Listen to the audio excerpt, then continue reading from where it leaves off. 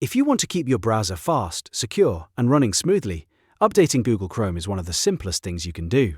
In this video, I'll show you exactly how to update Chrome browser in just a few clicks, so you can make sure you always have the latest features, security fixes, and performance improvements. If this tutorial helps you, be sure to hit the like button and subscribe for more easy tech guides just like this. Alright, let's jump right in. First, open Google Chrome on your computer. Once Chrome is open, look to the top right corner of the window and click the three vertical dots menu icon. This is where Chrome keeps most of its settings and tools. From the menu, hover over Help and then click About Google Chrome. A new tab will open and Chrome will automatically check for updates. If an update is available, it will begin downloading right away. You may see a progress bar or a message showing that Chrome is checking and installing the latest version. Just give it a moment to finish. This step is important because Chrome updates often include important security patches that help protect your browsing experience and keep websites working properly.